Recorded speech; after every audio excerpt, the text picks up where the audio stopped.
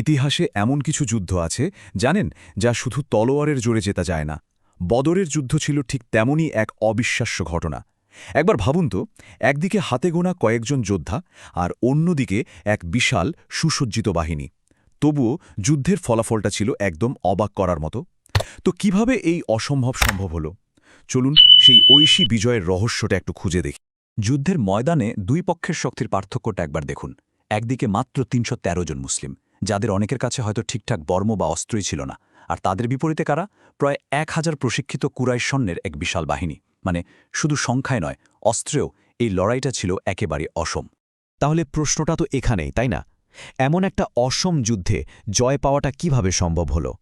যে জয়টা খালি চোখে দেখলে একেবারেই অসম্ভব মনে হয়, তার পেছনের আসল শক্তিটা কি ছিল? চলুন এই পুরো আলোচনায় আমরা সেই উত্তরটাই খুঁজব। আচ্ছা, ঘটনাটা কখন আর কোথায় ঘটছিল? সময়টা ছিল ২ হিজরির ১৭ই রমজান, আর জায়গাটা ছিল বদর প্রান্তর, মদিনা থেকে প্রায় ১৩০ কিলোমিটার দক্ষিণ পশ্চিমে। মুসলিমদের সেনাপতি ছিলেন স্বয়ং আল্লাহর রাসূল সাল্লাল্লাহু আলাইহি ওয়াসাল্লাম, আর কুরাইশ বাহিনীর নেতৃত্বে ছিল তাদের অন্যতম বড় নেতা আবু জাহাল। তো এই জয়ের পেছনে যে কারণগুলো ছিল, তার মধ্যে প্রথম এবং সবচেয়ে প্রধান কারণটাই হল বিজয়ের ঐশী ঘোষণা। মানে যুদ্ধ শুরুর আগেই বিজয়ের একটা পরিষ্কার প্রতিশ্রুতি দেওয়া হয়েছিল। কোরআন কিন্তু খুব স্পষ্টভাবে আমাদের বলছে যে এই বিজয়টা কোনো মানুষের শক্তি বা কৌশলের কারণে আসেনি। না, এটা ছিল সরাসরি আল্লাহর তরফ থেকে দেয়া একটা প্রতিশ্রুতি, একটা সাহায্য। আর সত্যি বলতে এটাই ছিল মুসলিমদের সবচেয়ে বড় শক্তি, তাদের এই গভীর বিশ্বাস। এর একদম সরাসরি প্রমাণ আছে কিন্তু সূরা আলে ইমরানের ১২৩ নম্বর আয়াতে।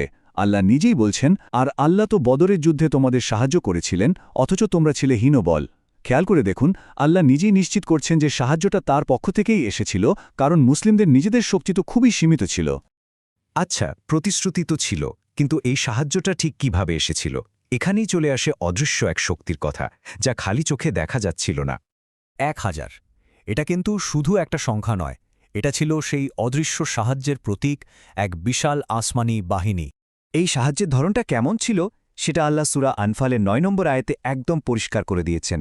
তিনি বলছেন, আমি তোমাদেরকে ১,০০০ ফেরেশতা দ্বারা সাহায্য করব, যারা একের পর এক আসবে। ভাবা যায়, মানে বদরের ময়দানে মুসলিমদের পাশে এক ঐশী বাহিনী হিসেবে ফেরেশতারাও লড়ছিলেন। তাহলে মূল কথাটা কি দাঁড়ালো? এই বিজয়ের আসল কারিগর কিন্তু কোনো মানুষ নয়, স্বয়ং আল্লাহ। মাঠের প্রত্যেকটা পদক্ষেপ, প্রত্যেকটা আঘাত সবই আসছিল তাঁরই ইশারায়। আর এই বিষয়টা যে কতটা সত্যি, তা সূরা আনফালের ১৭ নম্বর আয়াতে আরও চমৎকারভাবে ফুটে উঠেছে। বলা হচ্ছে, বস্তুত তোমরা তাদেরকে হত্যা করনি, বরং আল্লাহই তাদেরকে হত্যা করেছেন। এর মানে হল, যোদ্ধাদের হাতটা ছিল কেবল একটা মাধ্যম, আসল কাজটা তো আল্লাহই করছিলেন। কি অসাধারণ একটা ব্যাপার, তাই না? তো এই ঐশী সাহায্যর পর যুদ্ধের ফলাফলটা ঠিক কি হয়েছিল? আর যারা যুদ্ধ করেছিলেন তারা কি সম্মান পেয়েছিলেন? চলুন সেটাই এবার দেখি। ফলাফলের দিকে তাকালেই ব্যবধানটা স্পষ্ট বোঝা যায়। দেখুন, মুসলিমদের পক্ষে শহীদ হলেন ১৪ জন, আর অন্যদিকে কুরাইশদের ৭০ জন মারা গেল, আর আরও ৭০ জন হল বন্দী। আর সবচেয়ে বড় যে ধাক্কাটা তারা খেল সেটা হলো তাদের নেতা আবু জাহালের মৃত্যু। ব্যাস, তাদের শির দ্বারাই যেন ভেঙে গেল। আচ্ছা, এই যুদ্ধে যারা অংশ নিয়েছিলেন তাদের কিন্তু একটা বিশেষ নামে ডাকা হয়। কি সেই নাম? বদরি সাহাবি। আর ইসলামের ইতিহাসে তাদের সম্মান যে কতটা উঁচুতে সেটা বলার অপেক্ষা রাখে না। তাদের সম্মানটা ঠিক কোন পর্যায়ে ছিল সেটা একটা হাদিস শুনলেই বোঝা যায়। রাসূলুল্লাহ সাল্লাল্লাহু আলাইহি ওয়াসাল্লাম বলছেন যে আল্লাহ বদরের যোদ্ধাদের উদ্দেশ্য করে বলেছেন, তোমরা যা ইচ্ছা করো আমি তোমাদের ক্ষমা করে দিয়েছি। একবার ভাবুন তো, আল্লাহ নিজে তাদের ক্ষমার ঘোষণা দিচ্ছেন। এর চেয়ে বড় কোনো পুরস্কার বা সম্মান আর কি হতে পারে? তো এতক্ষণ তো আমরা ঘটনাটা জানলাম। এবার চলুন দেখি এই ঐতিহাসিক যুদ্ধ থেকে আমাদের সবার জন্য আসলে কি কি শিক্ষা রয়ে গেছে, যা আজও প্রাসঙ্গিক। দেখুন, বদরের সবচেয়ে গুরুত্বপূর্ণ শিক্ষাটা হল, শক্তি আসলে সংখ্যা বা অস্ত্রে থাকে না, থাকে বিশ্বাসে, ঈমানে। এটা আমাদের এটাও শেখায় যে আল্লাহর ওপর যদি সত্যিকারের ভরসা থাকে, তাহলে অসম্ভবকেও সম্ভব করা যায়। আর হ্যাঁ, সত্য আর ন্যায়ের জয় যে হবেই, সেটাও বদর আমাদের দেখায়। তার উল্টো দিকে অহংকার যে পতন ডেকে আনে, তার সবচেয়ে বড় উদাহরণ তো আবু জাহাল নিজে। তো শেষ প্রশ্নটা হলো, আজকের এই সময়ে দাঁড়িয়ে আমাদের এই পৃথিবীর জন্য বদরের সবচেয়ে বড় শিক্ষাটা আসলে কি হতে পারে?